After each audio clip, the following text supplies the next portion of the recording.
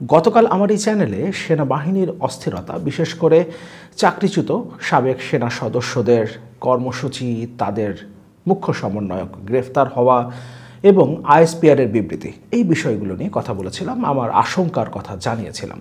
অনেকেই বিষয়টাকে উড়িয়ে দিয়েছিলেন। আমার অনুরোধ থাকবে আজকের ভিডিওটা তারা শেষ পর্যন্ত দেখবেন। গতকাল সারা দিনে কি হয়েছে, বিশেষ করে জাতীয় প্রেস ক্লাবে, সেটা অনেকেই নিশ্চয়ই আমরা জানি। চাকরিচ্যুত সেনা সদস্যদের ৩ দফা দাবির সাথে আরও ১ দফা যুক্ত করা হয়েছে, যেখানে মুখ্য সমন্বয়ক বলে যার নাম আসছে, যাকে একদিন আগে গ্রেফতার করা হয়েছে, চাকরিচ্যুত সেনা সদস্য নাইমুল ইসলাম, তার মুক্তির দাবি যুক্ত করা হয়েছে। এর আগ পর্যন্ত ৩ দফা দাবি ছিল। চাকরিচ্যুত সেনা সদস্যরা কি দাবি করছেন এবং এর পেছনে আসলে কেউ কলকাঠি নাড়াচ্ছে কিনা, সেই আলোচনায় যাবার আগে আমরা গতকাল সারাদিনে কি ঘটেছে সেটা খুব সংক্ষেপে একটু দেখে ফেলি। সকাল থেকেই তারা জড়ো হতে শুরু করে জাতীয় প্রেস ক্লাবে এবং একসময় তারা আলটিমেটাম দিয়ে জাহাঙ্গীর গেটের দিকে লং মার্চে যাবে বলে ঘোষণা করে। এর মধ্যেই সেনা কর্মকর্তারা আসেন এবং তাদের সাথে কথা বলবার চেষ্টা করেন, বিক্ষোভকারীদের সাথে। ১ দফায় আলোচনা হয়।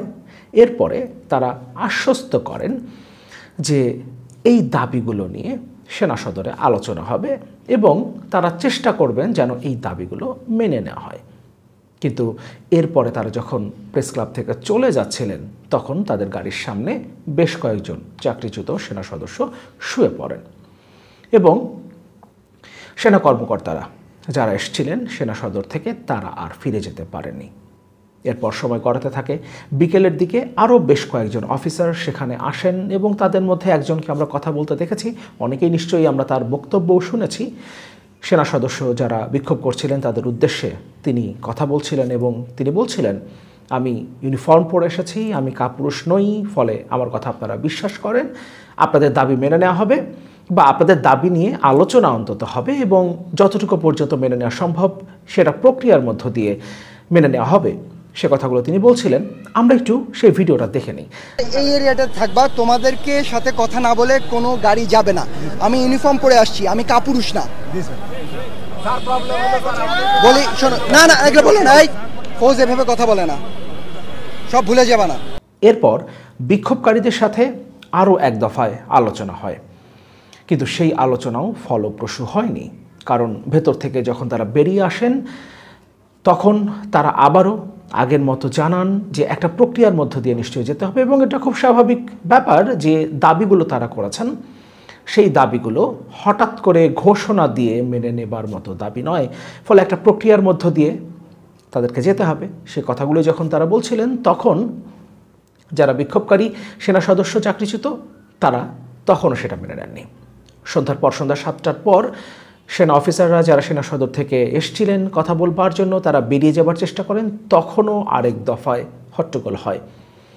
সেনা সদস্যদেরকে, সেনা অফিসারদেরকে চাকরিচ্যুত সেনা সদস্যরা বেরিয়ে যেতে বাধা দেন। তারপরেও তারা সেখান থেকে বেরিয়ে যান।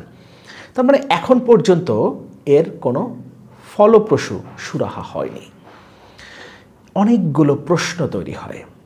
যে 3টা দাবি ছিল প্রাথমিকভাবে, পরবর্তীতে আর একটা দাবি যুক্ত করা হয়েছে। নাইমুল ইসলাম, যাকে একদিন আগে গ্রেফতার করা হয়েছে, আইএসপিআর জানিয়েছে, যদিও চাকরিচ্যুত সেনা সদস্যরা বলছেন তাকে তুলে নিয়ে যাওয়া হয়েছে, গুম করা হয়েছে, তাকে কোথায় রাখা হয়েছে সেই বিষয়টা তারা পরিষ্কার নন।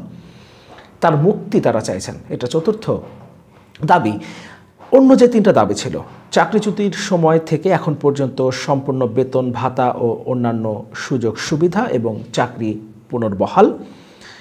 যদি কোনো সশস্ত্র বাহিনীর সদস্যের চাকরি পুনর্বহাল করা সম্ভব না হয়, তাহলে ওই সশস্ত্র বাহিনীর সদস্যদের সরকারি সব সুযোগ সুবিধা সহ সম্পূর্ণ পেনশনের আওতাভুক্ত করা। যে আইন কাঠামো ও একতরফা বিচার ব্যবস্থা প্রয়োগে শত শত সশস্ত্র বাহিনীর সদস্যকে চাকরিচ্যুত করা হয়েছে, সেই বিচার ব্যবস্থা এবং সংবিধানের আর্টিকেল 45 সংস্করণ করা। পেছন থেকে কি এমন কোনো কলকাঠি নাড়া হচ্ছে যে যদি একটা ঘোষণা দিয়েও এই 4 দফা দাবি মেনে নেওয়া হয়, অর্থাৎ আগের 3 দফা এবং নাইমুল ইসলামকে যদি মুক্তি দেওয়া হয়, তারপরেও কোনো একটা অজুহাতে তার আন্দোলন চালিয়ে যাবেন, এমন কিছু কি ঘটছে? কারণ যতটা চেষ্টা করা হয়েছে সেনা সদরের পক্ষ থেকে একজন ব্রিগেডিয়ার জেনারেল নেতৃত্বে সেনা অফিসাররা এসছেন এবং আমরা নিশ্চয়ই একজন সেনা অফিসারের বক্তব্য শুনলাম, তিনি যে ভাষায় কথা বলছিলেন, এবং তার আগে ব্রিগেডিয়ার জেনারেল আমিনুর রহমান দফায় দফায় বৈঠক করেছেন এই বিক্ষোভকারীদের সাথে, দফায় দফায় বৈঠক করেছেন এবং তার বক্তব্যেও একটা বিষয় পরিষ্কার, সেনা সদর এই বিষয়টাকে খুব বেশি দূর নিয়ে যেতে চায় না, এর সমাধান তারা করতে চায়, কিন্তু তারপরেও কোনো একটা পক্ষ পেছন থেকে কলকাঠি নাড়ছে যাতে এই আন্দোলনটা দমন না হয়। সেনাবাহিনীর ভেতরে একটা অস্থিরতা তৈরির চেষ্টা যে রয়েছে সেটা পরিষ্কারভাবে বলে দেওয়া যায়।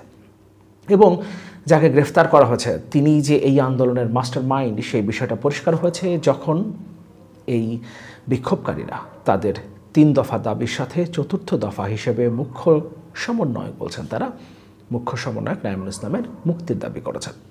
আরেকটা ইম্পর্টেন্ট বিষয়, আওয়ামী লীগের 2টো মিছিল হয়েছে ধানমন্ডিতে, বেশ বড় একটা মিছিল এবং অনেকটা সময় ধরে মিছিলটা হয়েছে এবং একই দিনে মতিঝিলও মিছিল হয়েছে, যদিও সেখান থেকে 11 জনকে গ্রেফতার করা হয়েছে, কিন্তু মিছিলটা হয়েছে একই দিনে।